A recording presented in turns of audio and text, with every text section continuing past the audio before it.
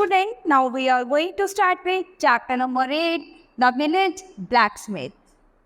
गांव के व्यवहार की छोटी सी कविता के थ्रू कहानी पढ़ेंगे बच्चों. Under a spreading chestnut tree, the village smithy stands. The smith, a mighty man is he, with large and sinewy hands. तो अखरोट के पेड़ के नीचे एक गांव में एक लोहार बैठा था और जो अपने हाथों से उस लोहे पर बहुत ही अच्छे से चोट मार रहा है और लोहे को चमका रहा है. And the muscles of his brawny arms and are strong as iron bands. तो उसकी जो मसल्स हैं वो एकदम स्ट्रॉन्ग है और उसकी भुजाओं में बहुत ही ताकत है. एक लोहे के समान उसके हाथ है, उसके हाथों में लोहे के समान ताकत है.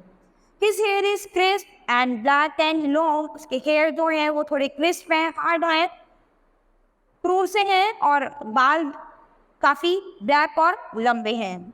His face is like the tan. उसका फेस जो है वो काफ़ी टैन है, काफ़ी बहुत ही गहरे रंग का है.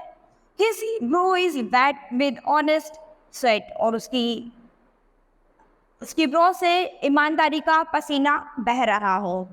He earns whatever he can. तो वो कितना कमा सकता है. And looks the whole world in the face, for he was not any man. वो इतना कमा सकता है कि वो संसार में अपना किसी को भी अपना फेस दिखा सकता है और कोई भी उसकी तुलना नहीं कर सकता. यानी वो अपने लिए जितना कमाता है उसके लिए पर्याप्त है, उसे किसी का मुंह देखने की जरूरत नहीं है. Week in week out from morn till night.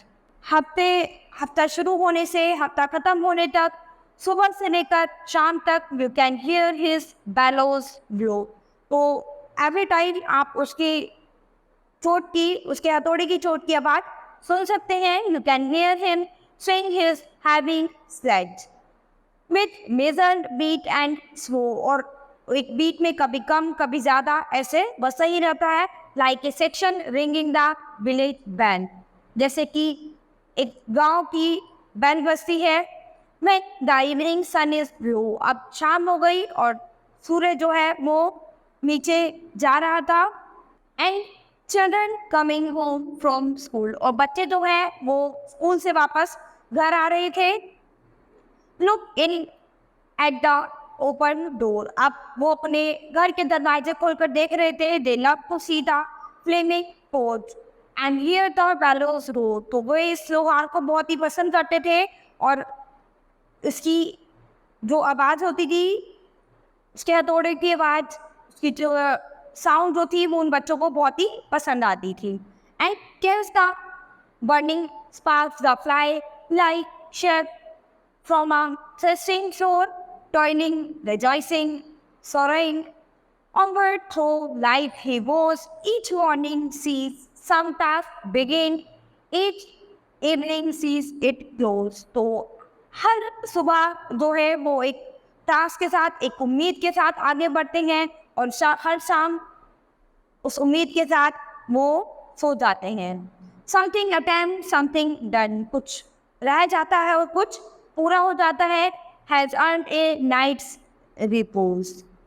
Thanks to thee my worthy friend. Thank you my प्यारे friend for the lesson thou has told. तो इससे हमें एक लेसन समझाने के लिए thus at the flaming forge of life our fortunes must be wrought. यानी हमारी इस लाइफ में हमारा सब चीज़ें चलती रहेंगी. यानी हमें अपने समय के साथ अपनी मेहनत, अपने काम पर ध्यान देना चाहिए. जिस तरह से लोहार जो था वो अपने काम के लिए किसी भी चीज़ का मुंह नहीं देखता था. उसे पता था कि उसे सुबह से शाम तक काम करना है और उसके लिए वो अपने भाग्य के भरोसे नहीं रहता था. तो हमें कभी भी अपने किसी काम के लिए लाइफ में अपने भाग्य के भरोसे नहीं रहना चाहिए और अपने काम को समय के साथ करना चाहिए. Thus on its sounding unveiled shape each burning deed and thought.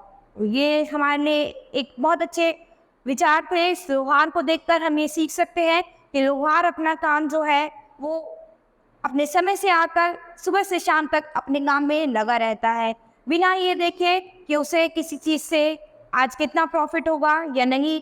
वो अपने भाग्य पर के भरोसे नहीं रहता है। So student, this poem has finished. We'll start with the next chapter in the next class.